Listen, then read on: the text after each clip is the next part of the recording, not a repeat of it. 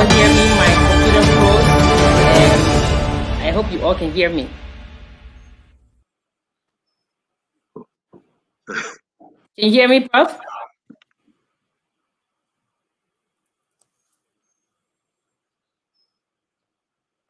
Did you go live with what you were saying?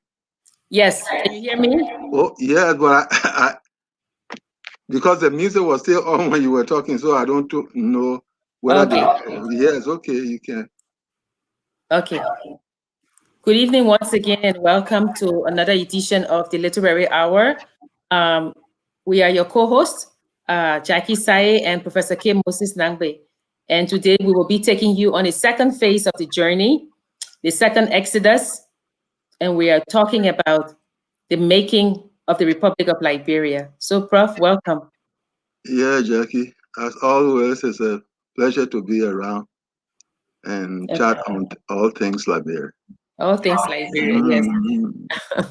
Last week we talked about, we discussed the first exodus of migration to Liberia from the Mali Songhay empires, the disintegration, the Ghana Empire, Axum Empire, the Moroccan Empire, what else, Prof? And the Dahomey empires. Yeah, so we talked about that, and we talked about how the disintegration, the feuding, the succession rivalry all led to this large migration towards the coast. Some people stopped along the way, others continue coming, and they came to what is now the Green Coast, right, Prof? And Yeah. which is Liberia. And when they got there, the first group to get there was the Gola and the Kisi, but they met the Pygmies. So there were people there before. And then the Vai and the Madingo were the last group to come. And so we discussed all of that, and we talked about how they settled. We talked about Dakar and Dake, right, Prof? Yeah. Yes, about the different groups that people were linking them linguistically and culturally, and some of them were not. They shared commonalities, but not all commonalities. So we talked about that. So today we'll be talking about the second Exodus. We'll be talking about the free people going to the new world, as they call it, and all of the shenanigans, I would say, that went on there, and then how they came to be, that they came to Liberia. So we are not going to discuss the relationship between the groups that were in Liberia at this time. What we're discussing how these two groups got to Liberia, or how many groups, because there's not just two, how they got to Liberia. And that's what we'll be focusing on today. So, Prof, we can Yeah. Thank you. The thing about it is that what are we trying to do here? I know you all are getting that, but it bears re-emphasis so that you will know where the literary hour is going to. There have been two broad groups that have made up Liberia. One group is that which comprises the various indigenous ethnicities. Of that one broad group, we have subgroups. We have the Mel, we have the Kwa, and then we have the Mande. Those three subgroups make up the one large group, which is the group of indigenous Africans or indigenous Liberians. They are settling the place called Liberia today, began from the 6000 BC, and it kept going all the way until we got to the 1800s, when those who were sadly taken from the very Africa were either given permission to return, or they decided that it was in their best interest to return to the home of their nativity, to the African continent.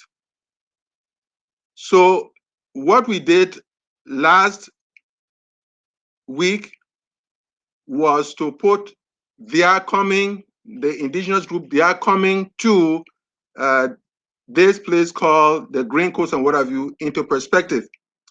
If you hear us again, it is talking about what shortly transpired before the 1800 group started coming. The 1800 group that came was the group that came from largely from America, and then their population was expanded by those who came from the Caribbean world, and at some point they were also expanded upon by those we call the recaptured slaves from the Congo Basin. Yes. So that is what we are about to, and it's good for us to understand these things to see how eventually the connectivity came, and today we have what is called a republic and what is called the modern nation state called Liberia. But yeah, that's what we're going to discuss. But what I was thinking was that, you know how every time we're talking, we say the American Liberians and the indigenous. Mm. And what I thought we could do in our discussion is to show that the freed people that left, that were taken from the shores of Africa Mm. to the new world. You know, we know, I don't think we've ever focused on that. Mm. That What do you mean? no, you know, like we know that they came from the new world. They came from the United States or to Liberia. We know that. Mm-hmm. But I just thought we could spend like maybe 5 minutes Mm-hmm. looking at where they came from before Mm. to the new world. Mm. You Okay. know, to Well, give us an idea. Yeah. I hope you we clarify this. I said you said and where they came from to go to the new world. So I said when they were taken. Yes, Taken. they were Yeah. taken. Okay, Yeah. taken to the new Yeah. world. Okay. So just 2 slides. So the first slide just Mm. shows us where they came from, where Mm. these peoples were taken from, Yeah, yeah. where they Okay. were taken from. So Mm. if we can, so yes, the first slide, Prof. Okay. Go ahead. My computer is slow, so I'm still waiting for it. Okay, so it says, and it says the slaves brought to America came almost exclusively from the West Coast, right? Mm-hmm. Mm-hmm. The English brought captives from the Senegal and Gambia rivers, from the Gold Coast, Slave Coast, and even as far south as Angola.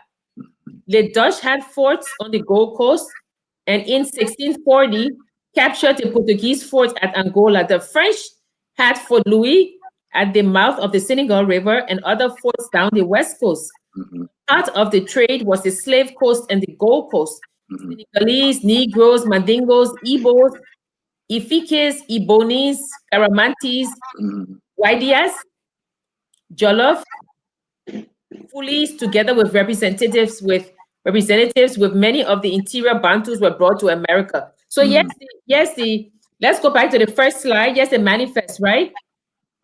So look at the manifest, Prof, from 1710 to 1769. Mm-hmm. If you look at them, look at where they were coming from. Yeah. My computer, for some reason, Mm-hmm. is not behaving. But if we scroll down, Mm-hmm. I guess we can see, if we scroll down from Gambia, see, this Yeah. is between 1710 and 1769. Yeah. So we had Gambia, we had 3,652. Mm-hmm. From Guinea, 6,777. Mm-hmm. From Angola, 3,860. From Calabar, 9,000. And from Madagascar, 1,000. Mm-hmm. And then on the other slide, Mm-hmm. this lady, in South Carolina between 1785, a period of 2 years, Yeah. they increased. See, Angola was 11,000, Congo was Mm, 10,000. Yeah, so these are, or I can say most of the place they were from West Africa. yeah. Yeah, thank you. Yeah, that's it. That we're done with the slides. Mhm. Yeah, Yeah. so Prof. The thing about the thing about it is really those are estimates because Yes, along the way, as we know, people die. yeah, people die either they committed suicide and all that kind of a thing. And sometimes through the cruelty of slave masters, Yes, fearing revolts, or as a penalty of revolt, they just threw uh, many others off board. And that was painful, especially there are a couple of even the very Roots series, the Roots series, yeah. Alex Haley's series. So indeed, yes, we see those numbers on the screen to give us an idea, as you said, where these people came from. We'll know that before the Atlantic slave trade, there was the Islamic slave trade, especially in the East African region of obviously of Africa, uh, some thousand years before the slave trade along the eastern coast. So yes, we get an idea talking about Senegal, talking about Mozambique, talking about the several other places along the west coast. We can vouch that indeed there was the pillaging of Africa to take young men and women out of Africa to America for silly work out there. Yeah. No, I was just mentioning that last week we even mentioned that the other empires they never liked Dahomey because Dahomey Mm. was the one who were selling the slaves. So the thing about Jackie, when I hear this thing about when it comes to the point of African, because it comes to the theory of Africans, soul Africans as well. I think we have to be very careful how we deal with it, and not so much of protecting anybody, because actually what is wrong is wrong. And but we'll talk about something like 5 or 10% of the type of African minds that sold their fellow Africans out of this place here. But if there are people who want to create if they are what is called guilt fatigue, out of guilt fatigue, certain mythologies can be woven to be able to justify, well, please don't blame us alone. Don't blame us alone. The chief soul Africans too, and therefore, as a way of saying, well, since they sold those people, then of course you can't so easily blame us. But we have to know that there were a lot of shenanigans that went into this slave trade, where you will talk about those who the question actually should be one of who created the marketplace, for for for the slave trade. Of course, somebody will say, well, even if people created the market for slave trade, if people didn't want to sell or give our slaves, then of course it won't have happened. Another thing is that these people at some point put put Africans at gunpoint. And if they put them at gunpoint, sometimes self-preservation is something that you cannot so easily deny. If they put them at gunpoint to kind of horse slaves here and there, of course that was possible as well. So the short of the long is that actually the whole concept of slavery, especially the Atlantic slave trade, uh, has beta parts, maybe that fall on Africans themselves, but to a large extent, those who were in a wholesale type of hauling slaves from Africa, gleaning slaves from Africa, we have to also look at that and be able to put a lot of things into perspective. That's what I'm saying. No, I'm not saying that. What I'm saying is that if you remember when we were going through the historical Yeah, documents, yeah, Dahomey, yeah. they said that the kingdom of Dahomey was hated by Yeah, okay. other people because it was known for, because when they would go to war and get there and they would get the people, the prisoners of war. Yeah. Yeah, so there are two things you can do with them. You can keep them and then use them as bargaining chips. Yeah. You can kill them. Yeah. And Dahomey was well known for selling them. That's what I was saying. I'm not saying that, and you're right. If you're under pressure, I'm not saying that. I'm saying that because the same thing with the crew. If you remember, some of the historical documents said that the people did not want their daughters to marry crewmen. Crewmen was the one who helped to put the slaves on the ships, to put 3 people on the ship to take them. Yeah. So that's what I'm saying. So okay, so we've seen now that these people, where they've come from, these these slave masters, or I would say masters, but these slave people, they even traders, they even went so far as Angola inside to get people to put. They're all over the place. Yeah, and it's very interesting because if you look at it, when the people were being taken away to turn them into slaves, some of the companies that were owned by some of the companies that owned ships were owned out of the 4 British ones that were on that at the time. 2 of them were the king of England had ownership in those fleets.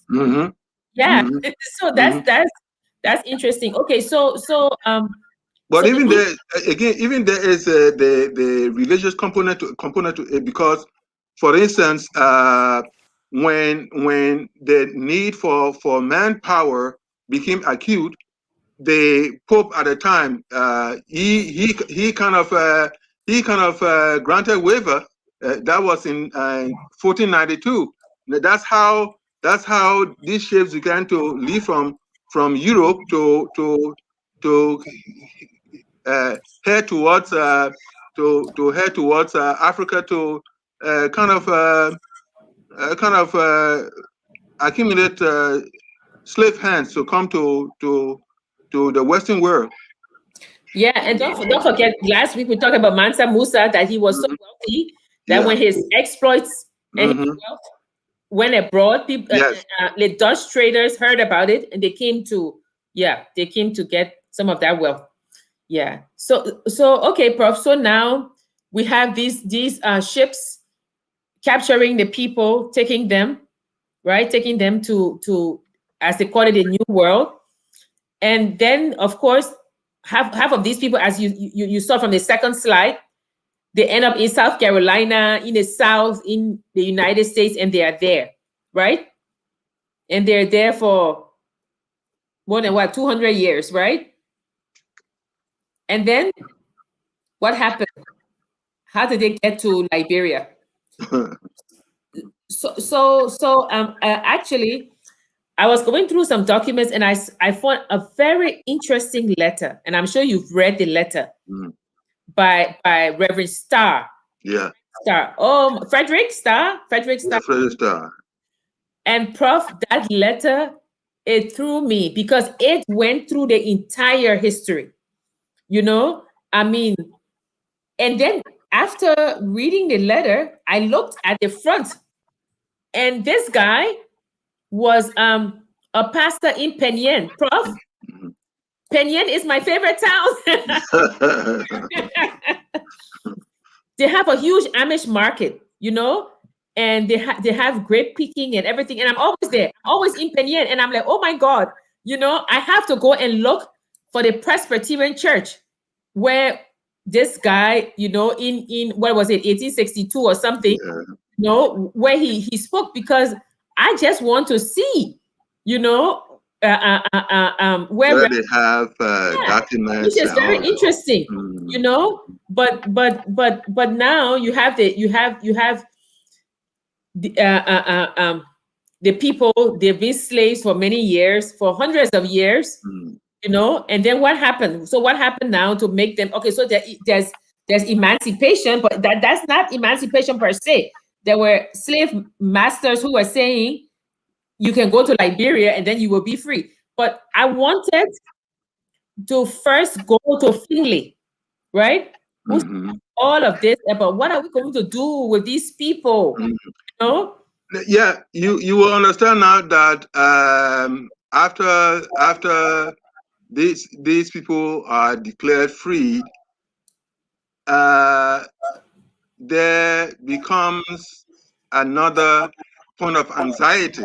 Yes, First, these people have multiplied, yes, meaning their numbers have increased, and it's just a tiny, comparatively a tiny fraction that has skills to fit in the society, but most of them are not. And the question becomes, where do we put these people? Mind you, now earlier on, Nat Turner, Nat yes. Turner had led a slave revolt, and he sent real fear through through the slave masters and what have you, because some were asleep when his men rushed on them and killed them, what have you. Yeah, So yeah. all these years, plus there was mixed Haiti, race Haiti, coming into the picture. and Haiti also. But Haiti, Prof, yeah, that's Haiti, right. Haiti on the other side. So these guys, we have trouble on our hands, and this is no joke. So if there are people here who are really not making ends meet here, and for fear of rioting and all that kind of thing, then we have to have places to take them. yes. So Robert Finley. Oh, sorry. Mhm, Yeah. So Robert Finley. mhm. We'll read from some of the slides because we don't have. So Robert Finley now in 1815. This is a pastor, Prof. This Yeah. is Reverend, a Mhm. Presbyterian pastor, and he says Yeah. he writes a letter to his friend, right? Uh-huh. And he says, "What are we going to do?" He said, and he's like, he's trying to, he's telling his friend, and Mhm. he says everything connected with their condition, including their color, is against them. Mhm. Could not the rich and benevolent device means to form a colony on Uh-huh. some part of the coast of Africa, Mhm. Mhm. similar to the one at Sierra Leone, Mhm. which might gradually induce many free blacks to go. Mhm. We should be cleared of them. We should send them to Africa, a population Mhm. partially civilized and Christianized for its benefits. Mhm. So this is Finley, and Yeah. Finley is saying, he says, that, and then we have Mercer. Remember, I mean, Mercer was Yeah. in what is the play? Alexander Hamilton. Oh yeah, yeah, yeah. The And you Hamilton play. thinking Mercer is such a nice man. He's from Mhm. Virginia. Listen to what Mercer says. Mercer Mhm. says, I quote, every day they are polluting and corrupting public morals. Uh-huh. Furthermore, more than half the free black females are Mhm. prostitutes and half of the males are rogues. Uh-huh. He goes on, and then Elias Caldwell, Yeah. Prof. Elias Caldwell. I mean, but these people, Elias Caldwell comes and he says, he says, sorry, I'm trying to find it. So Elias Caldwell now, Mhm. he says, uh, it was expedient for the free blacks because they have a demoralizing influence on our civil institutions. Uh-huh. Mhm. Africa seems the best place to send them. Mhm. The climate is agreeable to the colored man's constitution. Mhm. They could live cheaply there, and above all the reasons, they could carry such civilization Mhm. and Christianity to the Africans. Mhm. Can you imagine? Now, see. Also, I, I'm sure you've heard about or read about Jonathan Edwards, the guy Yes. who's in the hands of an angry God. Thank you, God. Yeah. Yes, he also was one of those who were pontificating on the high morals of the white man and Yes. the low morals of.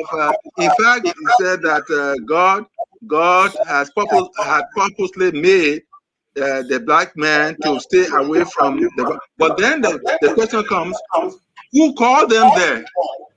Who Yes. called them to go to Africa to pull away a lot of black people?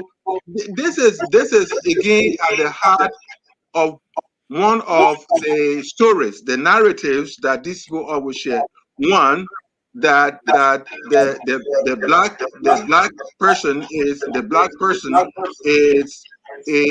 a no good person, and therefore that class can be so fully demonized so that nobody will even want to think about them when they are being tortured, when they are being killed, and all that kind of a thing.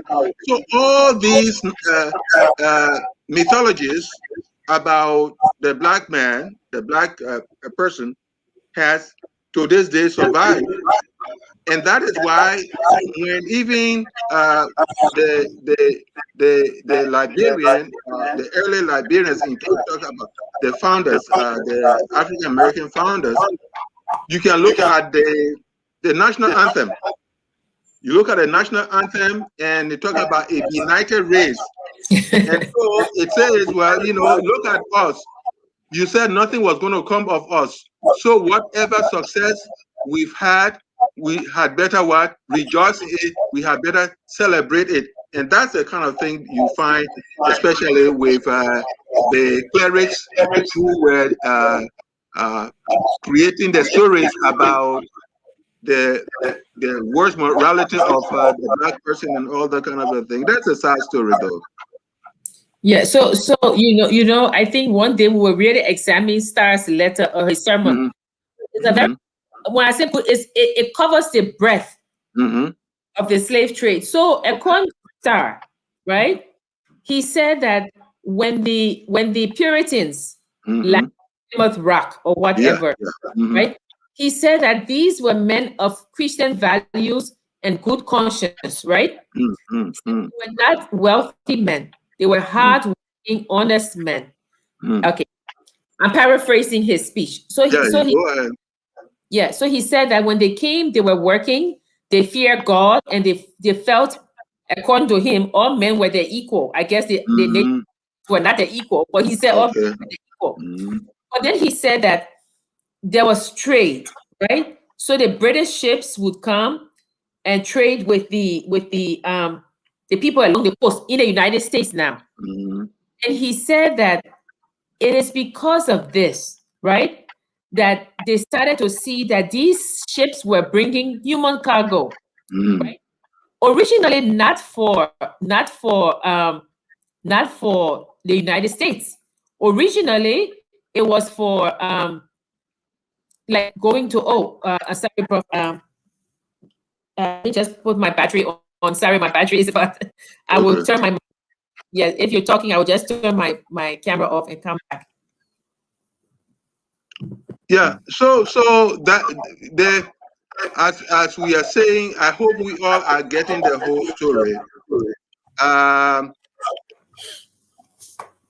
these people came went to Africa and took as many as they could to the Western world, and then at some point began to build nothing but ugly stories around the people they had taken from Africa and had kind of misused, and not having any use for them anymore, decided that building ugly stories around them and then dumping them is like you take a child from the parents' home and say you are going to give that child education, or you are going to improve the lot of that child.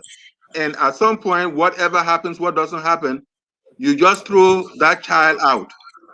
And how is the child supposed to survive? Well, that is the child's business. Or it turns around and you are even blaming the parents of the child, when for many years that child had been away from their home and been in the foster home. So I know the analogy may not be all too congruous and what have you, but the idea, these people, a huge horde of the people taken from a different continent and taken to a world where all much of what they had to do was work and work and work, and not, of course, compensated for the work and right of you. At a point where they are of no use, you say, well, go back to where you came from. That same thing about go back to where you came from, that song was in Great Britain, and then of course it was in America and a few other places. So even in Starr's sermon, he talked about the fact that the slavery in the United States was quite different from slavery in other places. Mm. Because he talked about the fact that in other regions of the world, slaves were given the permission to learn to read, Mm. because some groups felt that, okay, there may come a time you will not be a slave. Mm. So how are you going to deal with the world if you cannot read? Mm. He has all of these things where he talks about the uniqueness, I guess, of American slavery as compared to other different slave treatment. Mm. But yes, what was this uniqueness about the American slaves now? no, not unique. When I say unique, I mean in the cruelty. Yes.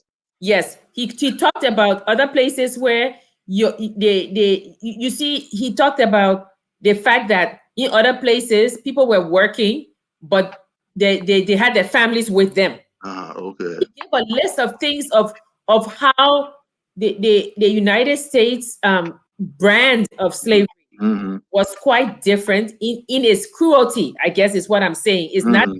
unique Mm-hmm. good way. It was unique in its cruelty. Mm-hmm.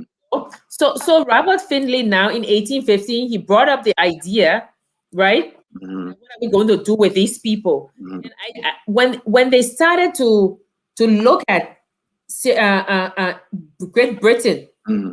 see what Great Britain was doing in Sierra Leone. Yeah, Great Britain has started, Yes. sending some of their people back Yeah. there. So they decided that, we want to do the same thing. Mm. To do the same thing. And you have Great Britain on this side. Mm. Maybe there's land there. Maybe there's something we can do, right? Mm. But a lot of the people, a lot of the free people were not willing to go. Mm-hmm. Because if you remember, the group from Virginia petitioned Congress. Yeah. And they said to them, find us some land in the United States. Yeah. The farthest area from our nativity, Mm-hmm. where we can be, because we don't know this Africa. Mm-hmm. The fear was that the free slaves would join with the American Indians, Mm-hmm.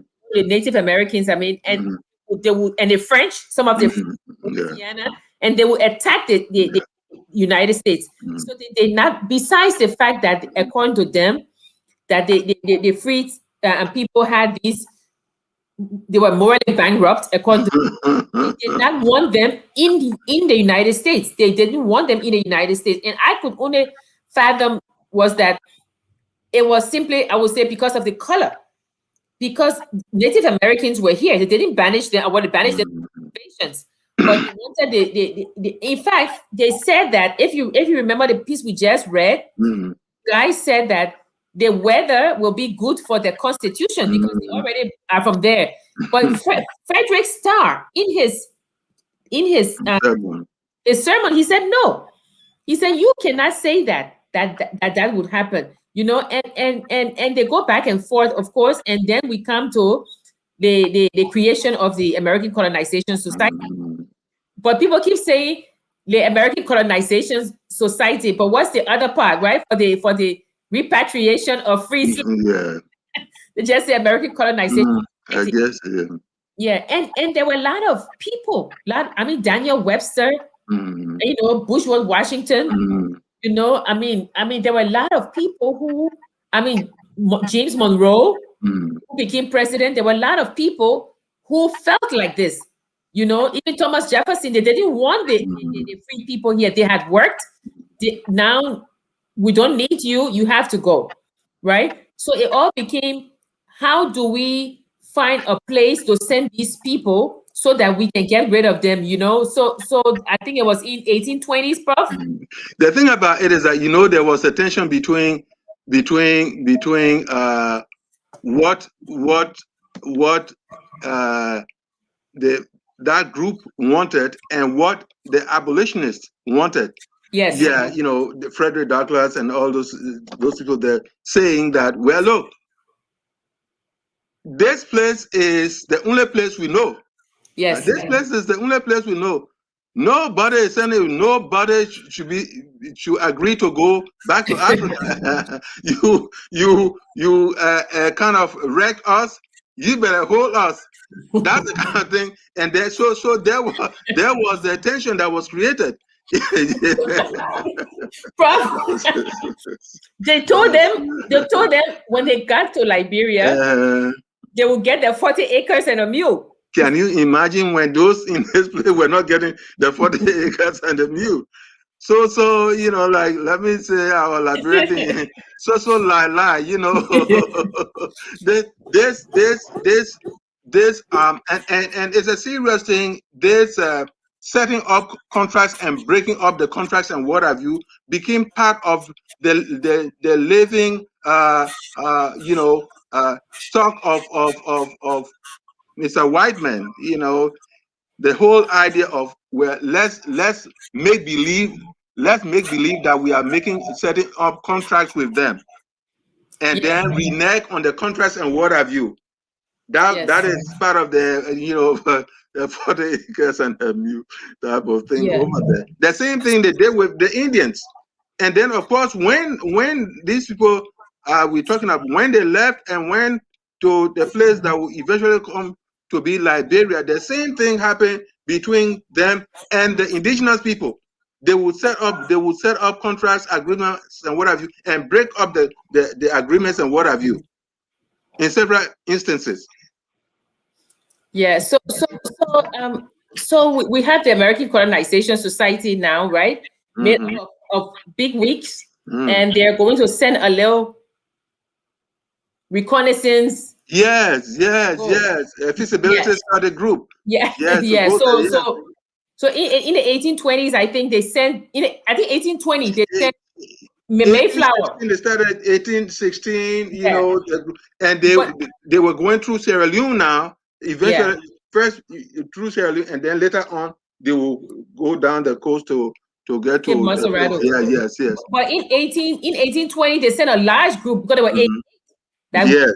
The Chevron, right? Yes. A lot of them died, right? And then they came to Cape Maserado. So the reconnaissance unit was working at the time, right? Trying to find a place to go. Yeah. And also all the people, all the captured people were not free. If you remember, there were still some people who were slaves. Yeah. You know, so the masters had said to them, if you go, you will be free only on the condition that you go. Yeah, the motivation. The motivation to go. So I guess you want to go. But I wanted to come back to Reverend Starr. I keep coming back because I mean his sermon really hits me. But to read something again. And yes, what because you see, Finlay has said that these people, they are getting a lot, right? These people gonna take our women, pollute our morals. What morals? I said they got morals to protect. I said you see the man. Go ahead. Yeah. So Starr is very worried about the condition, the increase, right? Mm-hmm. In this sermon, he says, in 156 years intervening, right, between the landing of the first 20 slaves at Mm-hmm. Jamestown, 20 Yeah. at Jamestown, and the Declaration of Independence, there have Mm-hmm. been imported, mostly directly from Africa, about 330,000. Mm-hmm.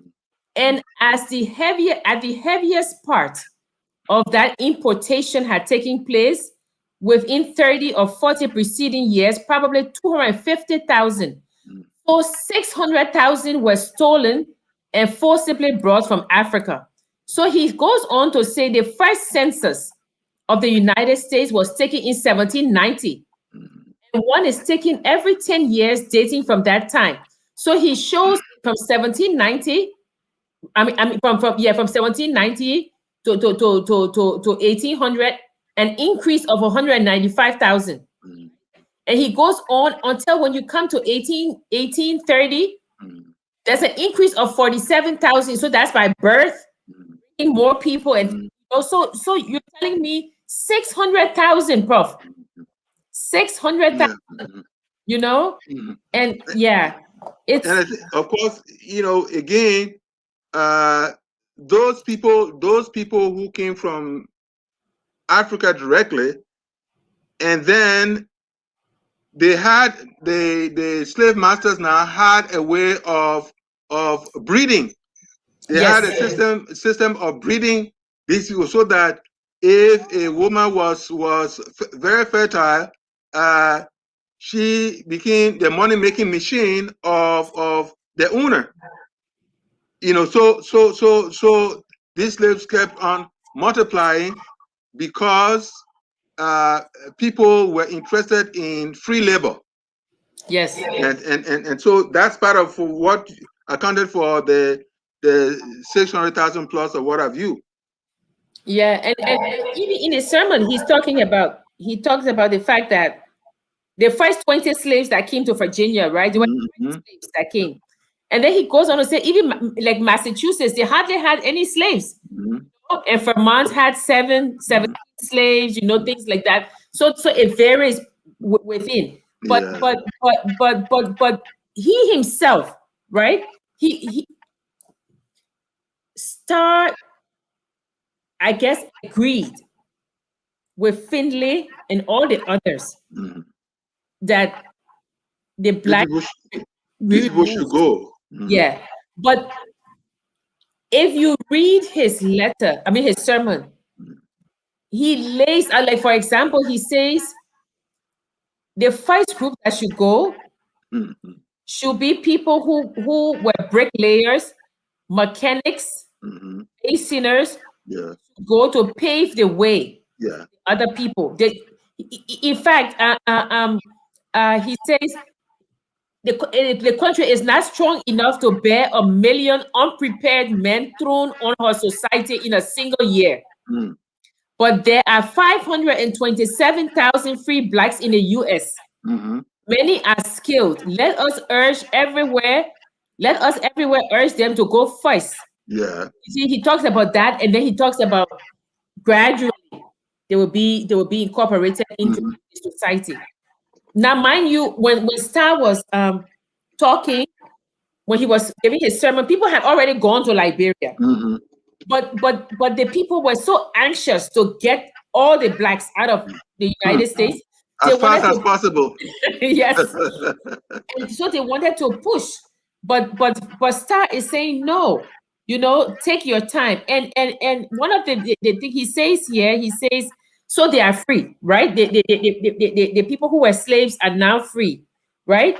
So he says, from such a bondage, so unprepared, emerges a slave, a free man, right? Where shall he go? What shall he do? He says, they say Africa is his true and best home. Shall he go there? How shall he go? Who will give him food and passage? Who will lead him to the ports and embark him? And when he arrives on the other side, who will furnish a home for one who never owned one here? Before answering those questions, another arises. it may be before the interest of the black race to go to Liberia, but is it for the interest of this nation for them to go? Mm-hmm. And then he said, I will answer that without hesitation. For monetary means, but morally, they should go. So morally, they should go. America will lose, but he wants them to go. But he's thinking like, who's going to be on that side, right? So whereas the American colonization just wanted to ship them, actually, if you look at when Starr is talking about the skilled people going first, Starr also talk about 5 years interval, five Yeah. years interval, They six were years interval. they Yeah. were thorough planning. Yes. So There, one of the things that really has created the problem is that there were people among the privileged who kind of had some moral compulsion uh, to think ahead, but many of them just wanted to kind of rid themselves of the problem. Whatever happened to them at some point in time, it wasn't their business. So the noise for the people who thought these guys were making noise were saying, "What are these guys talking about?" You see some of them begging in the street and what have you. Why should people waste their time? And that has been part of the problem. I think the fact is that there were people also who wanted to go, right? Yeah, Yeah, people it who became inevitable. people who were given their freedom if they got on a boat, Hmm. ship, they wanted to go. Yeah. But if you look at the writings coming out of the American Colonization Society, Hmm. because they were dependent on money from their benefactors, Yeah.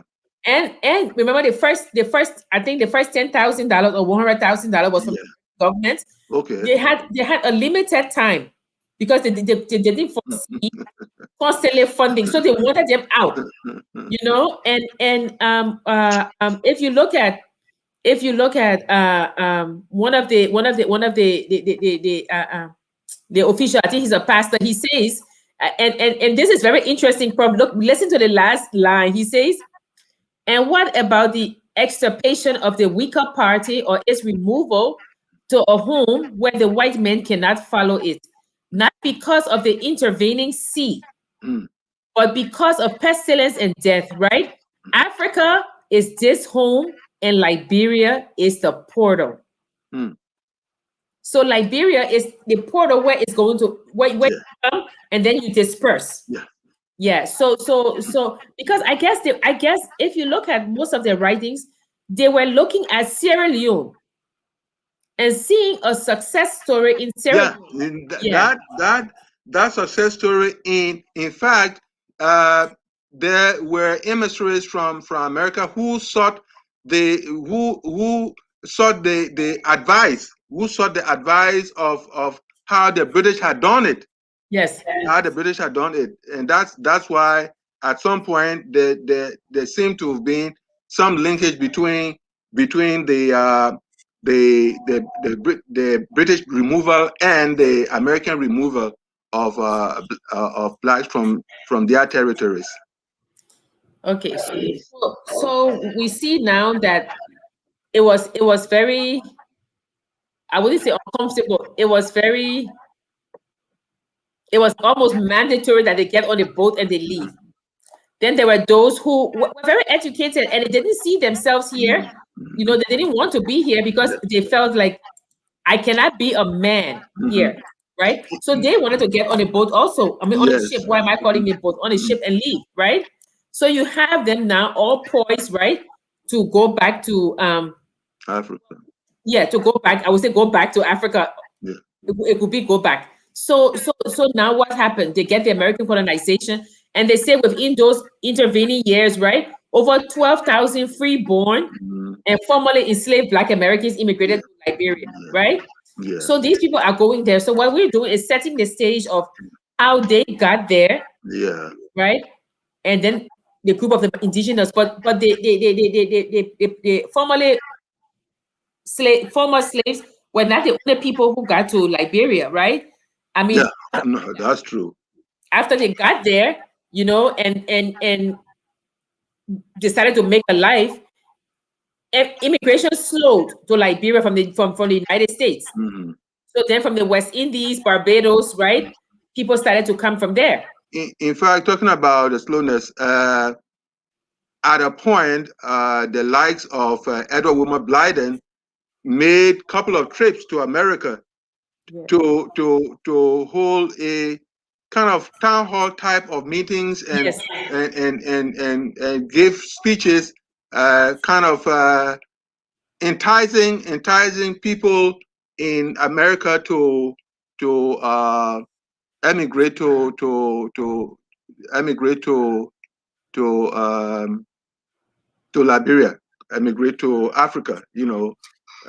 Africa, you people might be hearing stories about Africa, this and that, the climatic condition, the diseases and what have you. But here we are, we live there, and it is about time that you people came over to be able to make your life there and live comfortably as possible.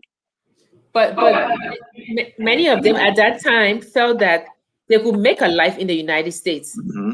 Yeah. So then you have the people from Barbados, Hmm. right? From the Caribbean or the Yeah, yeah, West yeah. Indies coming to Liberia. And Hmm. those group, they were more educated. Yeah, yeah, Yeah, yeah. because they were more educated than, so you Mm, have them the coming like mines, Blyden. yeah, yeah, Yeah, yeah, yeah, Blyden, coming in like the port. I think yeah, Alba yeah, Port, ports, yeah, yeah, yeah, was Barbados, also yeah. from that group. Yeah, so they're coming in now. And then you have you have the indigenous people now, Mm, have the former slave free people, the yeah, American Liberians, mm, and then you have the people from the West Indies. yeah. I guess they became part of the American Liberia, but I don't see that. I thought they were a separate group. And then No, well, the thing about it is that they had there were the spearheads. You talk about once the African Americans became the spearheads, all other people kind of bundle under them. They so strategize in such a way that all other people who you know, went under the spearhead of or the under the umbrella of African Americans. That is what happened, for instance, when in the 1930s and the 1940s, when a wave of immigrants came from Sierra Leone, from Nigeria, and a few other places. They also went under the what? Under the African American sector or population of the sector of the Liberian population. That is why, you would see a man from Nigeria and go and slap some kind of Western name on himself. A person from Sierra Leone will slap some Western name on himself and just kind of uh, uh, assimilate with the African American group as Congo Liberians, or what do you call them, American Liberians and all that. so so so then the next group, which is the recapture slaves, right? Hmm. Recapture people, because Yeah, the people turn people into slaves. Recapture yeah, people. So they're on their way, and then slavery is ended. They, yes, maybe the boats are following them to stop them from taking, yes, that's right, and yes, they dump them on Liberia's shore. yes, yes, yes. I'm always interested in that group. Mhm. So did that group make its own separate group, or did it become subsumed into the The- American Liberian? that's what, because actually we have to keep in mind that the African American group, um, So, the population was comparatively small, yeah, five and percent. so and so all they were trying to do was to make sure that any let's say, foreign group that came, they made sure that they became part of them. They became part of this African American group. All right. In fact, you understand that there was a part, even down to Tubman's time, where people were being allocated something like 15 acres. If Yeah. yes, if you came from The West Indies. yes, if Yes. you and you went to Liberia, you got something like 15 acres Yes. to to to to begin something called farmland. As a result, many of those people acquired land and passed the land on to their descendants and what have you. It was a proclamation by Daniel B. Warner. Uh-huh. Yeah, Warner. Warner was the one who did the You see? proclamation. Yeah. So all these things were done to still, juice up their population, juice up their population.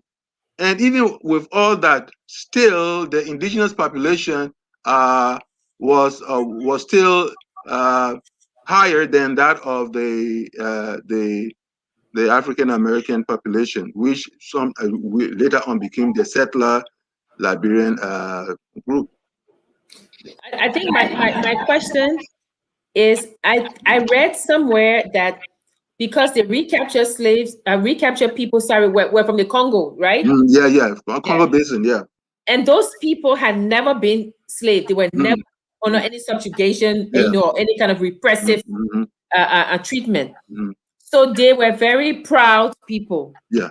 Very, yeah. So I think I read somewhere that there were a lot of there were a lot of also incidents. I mean, Mhm, major like a yeah. group, Mhm, but individual incidents where mhm, they had clashes with the American yeah. Liberians, because the American Liberians, they also had hierarchy, and they Yeah. would talk down to the to the Yeah. to the, to the people from the Mhm, Congo, mhm, and the Congos would say, "No, I'm not taking that. I've never been a slave." yeah. Yeah. So there's all these Mhm. um, mixtures, kind of coming into play It's more of the contestation of for space. power. Yeah. The Yeah, for people, space. Yeah. the dynamics of power was out there, and still, these people who happen to be the spearheads of that other group managed to kind of subdue them and entice them in such a way that they eventually fell with them. And one of the other thing is that wouldn't you think that, I mean, this is just a question Yeah. that I have. Wouldn't you think that the people from the Congo Mhm. more easily identify with the indigenous people? The thing about it is that is you're talking logic. You're talking logic, but sometimes the issue of bread and butter uh, uh, have a way of manifesting itself to such an extent that what you think you hold. Why is it, as I was talking about, why is it that people from Nigeria, in the late 1930s, 1940s, why is it that people from they didn't come and ride with the indigenous? That's not where their bread will be buttered very well. That reminds me of Kekura Koto, who would say that I will hang my clothes where the sun can shine. So that is precisely again all the wise words we can think about. That's what it was. So once these people became probably from the few months and what have you, they will want to be a little cantankerous and what have you. But once they found out who was in the leadership seat, then definitely they just had to fall in line. That's what happened. Again, we have to be very careful. Even though a lot of these people fell with the African Americans, there had to be a minority group that knew its own place and therefore fell with the indigenous. But of course, because that number was not significant enough, much has not been made of it. But much has been made of that larger group that fell with the African Americans. So that's the power dynamics, and so we must at that point gave the African Americans credit as their way of in their way of maneuvering. So they maneuvered their way in such a way that any other person who came who was not a pure indigenous, was just accepted, whether that person was at the tail of the leadership hierarchy. That was not a matter. The fact was that they fell with the African American group. That's what mattered to them. Yeah. So I mean, we didn't dwell so much on the American colonization society because our discussion is only to talk about these two groups or the many groups got to Liberia. Yeah, right. So now, like we had said at the beginning that we were baking a cake, Mm-hmm. and the cake that we're baking, we put in the milk, Mm-hmm. butter, Yeah. right? The two groups that have come, and then we added a little bit of cinnamon and some Yeah. milk. So Yeah. we're going to bake this cake. We're going to discuss the making of the republic. Yeah. So we have these, I would say, four different groups Mhm. coming together now, to navigate space and Mhm. Yes. right. Mhm. Yeah, they're trying. Yeah, Mhm. they're, Just let's try to make sure that if we kind of spread out the group so much, people will get confused. So we will just say that they had these two large groups, but within the two large groups there were what subgroups. subgroups. Yeah. Yeah, yes, subgroups. So we talk about the settler group, and we talk about, or whatever name we want to, the I never always use the American Liberian group. It's not a good taste in my mouth. But anyway, so the African American group, uh, that was that was expanded upon by people from the Caribbean world, uh, and then by people from slave ships caught at sea and brought to the Liberian shores. We talk about them.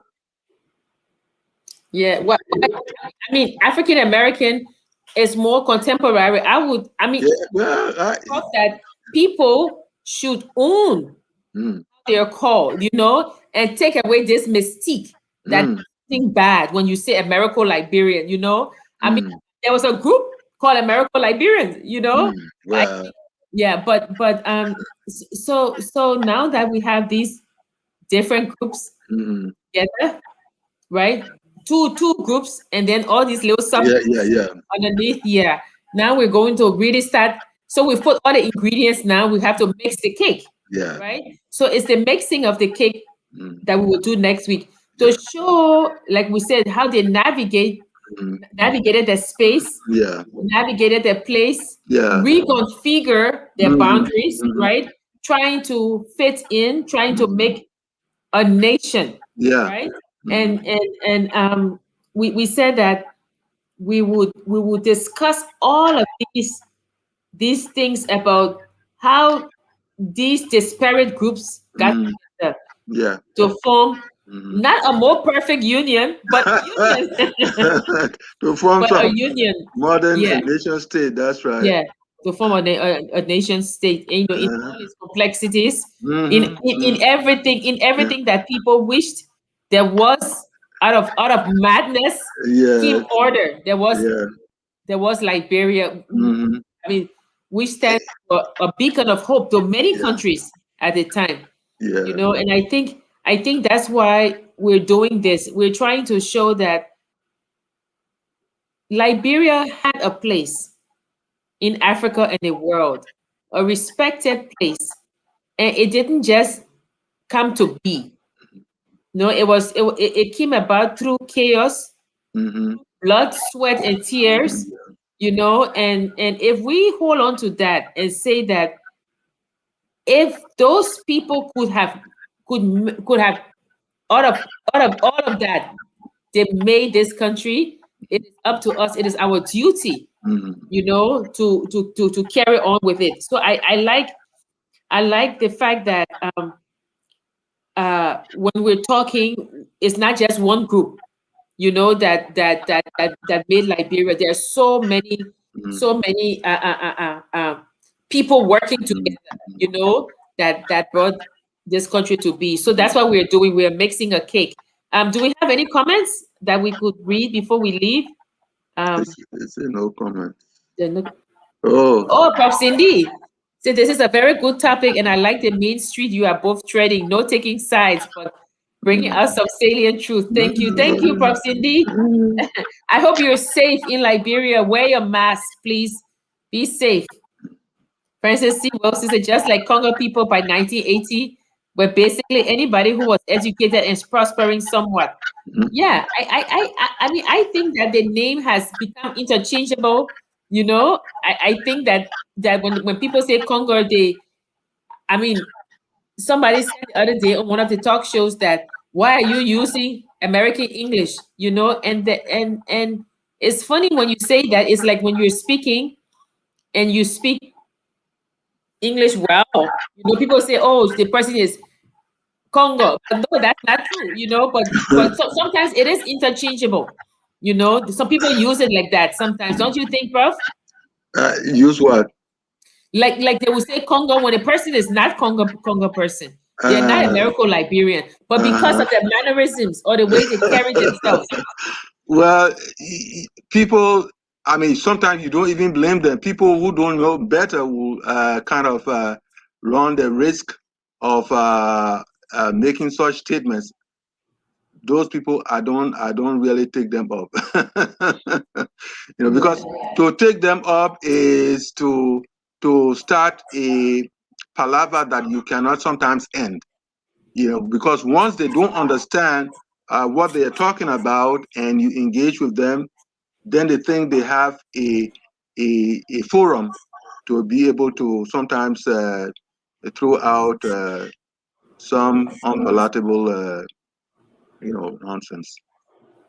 Yeah, and one thing I wanted to say before we go is that the immigrants from the West Indies, Mm. they were very educated and they made quite a mark Hmm. on Liberia. Yeah, yeah. In a number of Yeah, places, the in a Arthur number of Barclays, places. Yeah,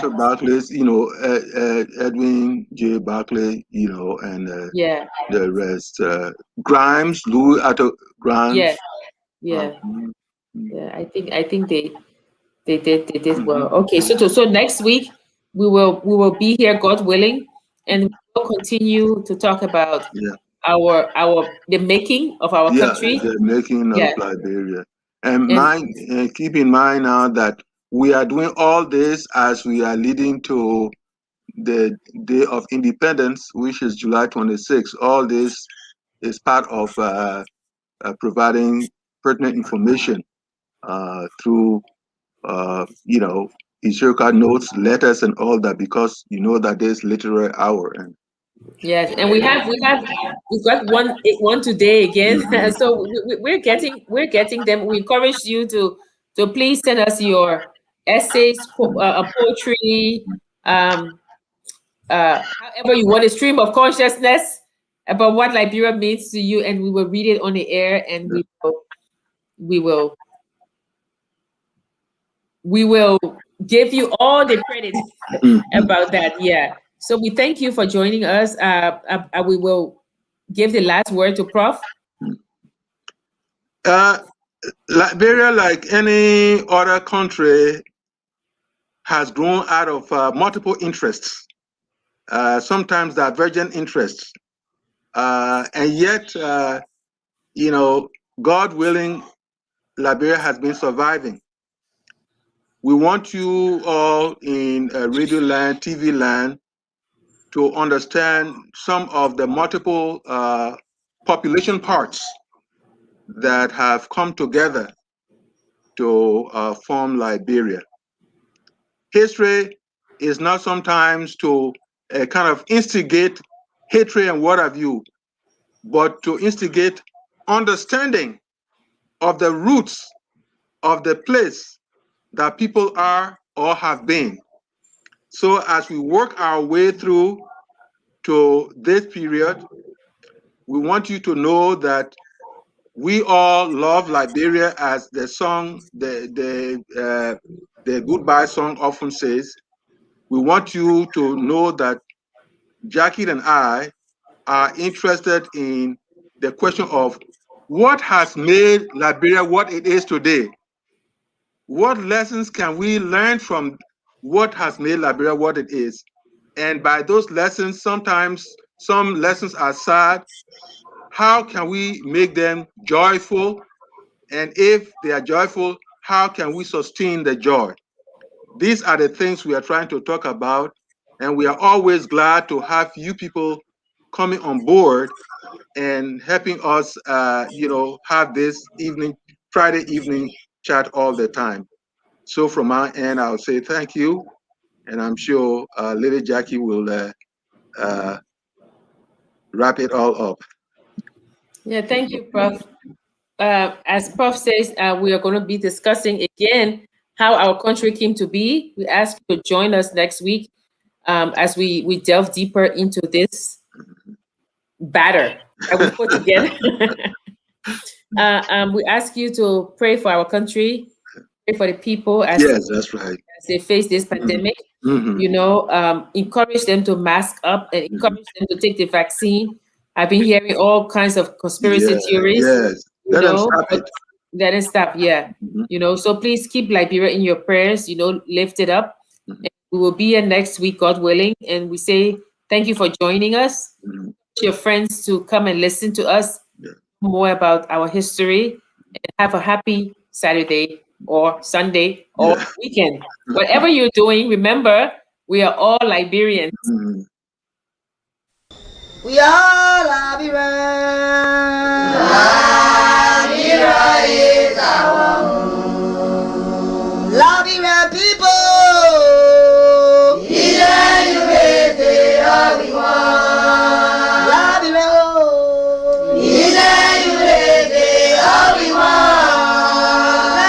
Liberia.